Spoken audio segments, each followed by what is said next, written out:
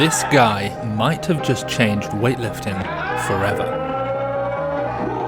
You see, Rahmat has identified a hidden weightlifting loophole which he's exploiting for his own benefit. But has he unleashed a revolutionary technique or an impending disaster? It's garnered him multiple world records, international medals, and, recently, plenty of criticism. Stick around as we delve into the enigmatic world of Rahmat Erwin Abdullah and uncover the truth that's been hiding in plain sight. Rahmat Erwin Abdullah of Indonesia currently holds multiple world records in the clean and jerk simultaneously in more than one category, something that only one other weightlifter in the world, Tian Tao, holds.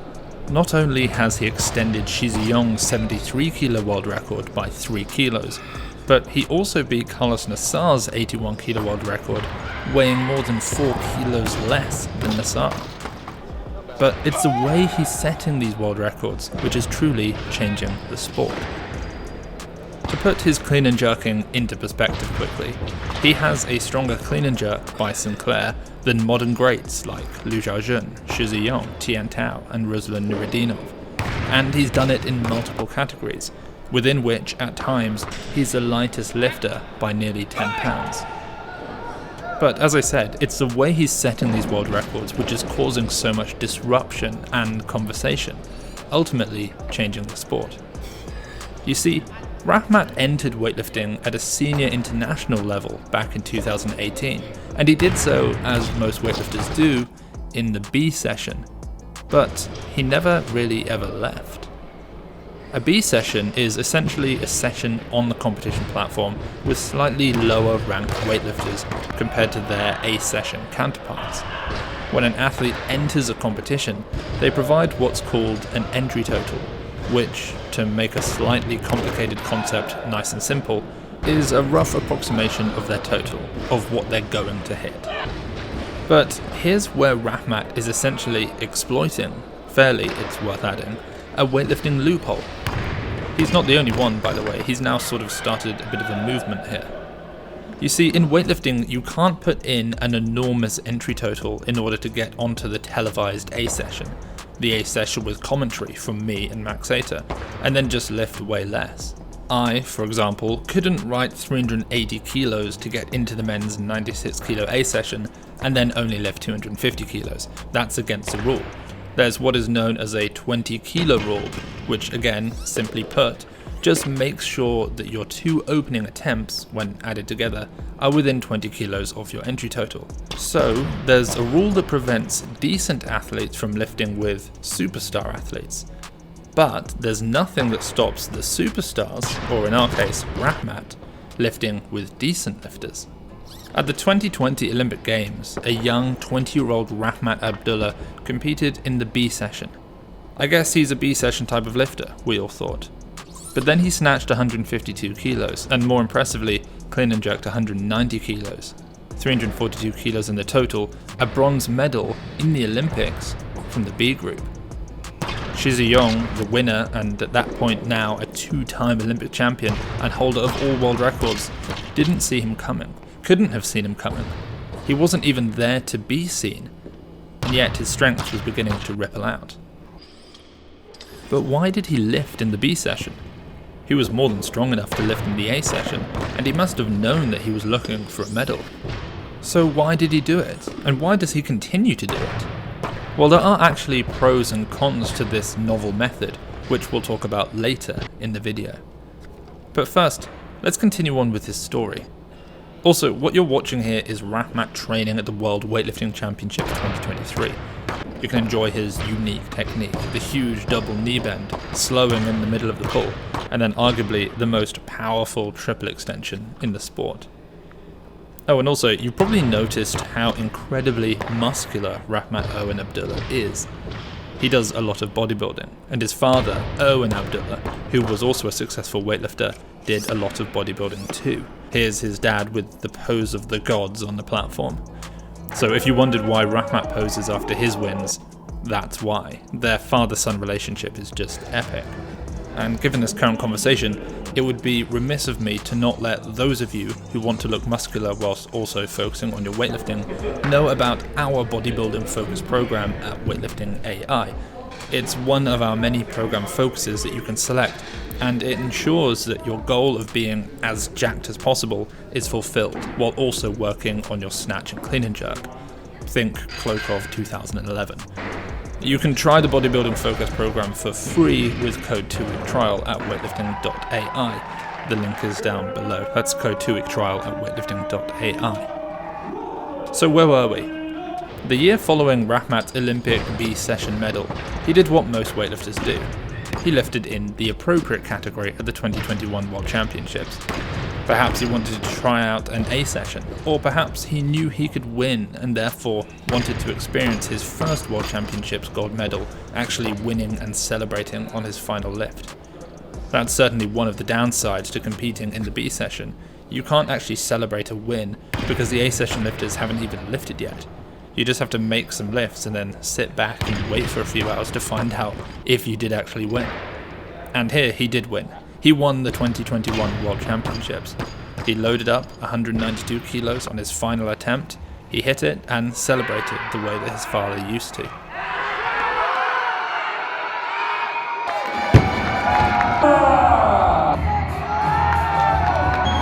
The following year at the World Championships, and Rahmat was back to his old routine, competing in the 73 kilo B session. But this time was different. This time, he was eyeing up a world record. I'd cottoned on to the fact that he might go for a world record because I'd commentated on him a couple of months prior at the Asian Championships where he clean and jerked 198 kilos, equal to Shi Xiong's 73 kilo world record, but as a very light 81. I remember running to that competition venue and switching on a commentary booth to make sure that, if he did do it, there was commentary over the top. He deserved official commentary. And he did it, 200 kilos, the lightest weightlifter in the world to hit that weight, and the first time that Shi Xiong probably felt any sense of real competition. Wow. And he gets a bounce that time, that's going to help him. Can he hold it?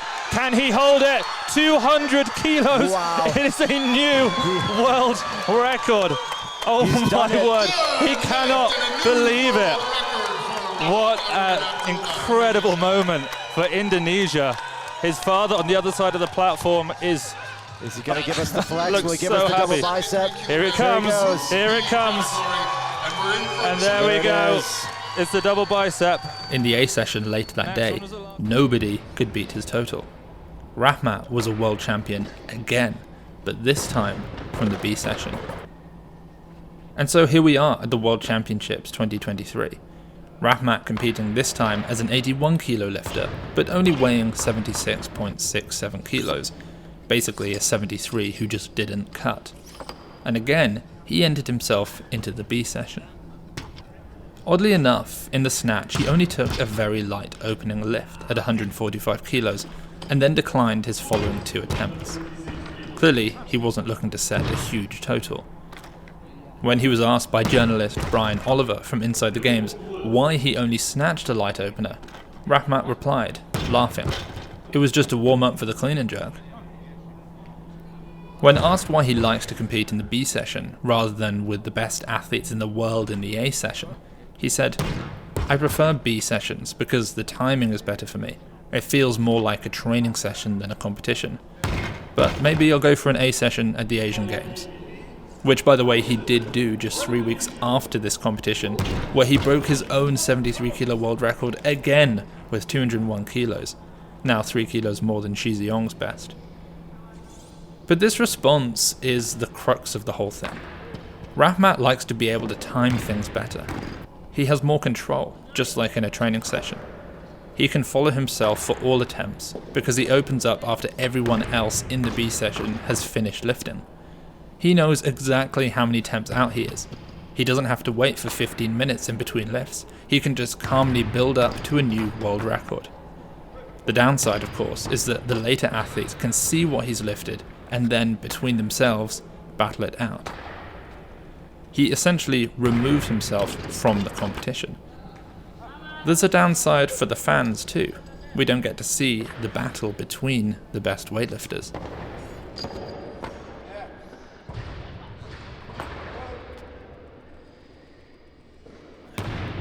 As I'm sure you all know, he went on here to set a new world record at this World Championships at 209 kilos from the B group. Back in 2019, Liu Xiaojun set it with 207 kilos. In 2021, Carlos Nassar beat it with 208 kilos. But here, from the B group, 4 kilos lighter, Rahmat Abdullah had gamed weightlifting and was planning and perfectly executing a world record performance. Once again, from the B session. Once the Olympics comes around in the summer of 24, Rahmat will be forced out into the open to compete in the one and only session, the A session. Finally flushed out into the A session spotlight, and we might hopefully see the battle we've all been waiting for between him and Shi Ziyong. But in the meantime, more athletes are following in his style of competing.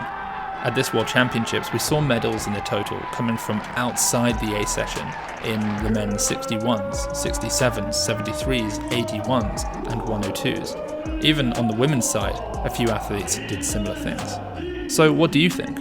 Is this just a new interesting feature, a quirk in the sport of weightlifting, a loophole being fairly utilised by the best clean and jerker in the world? Or is it a problem? Let me know in the comments below.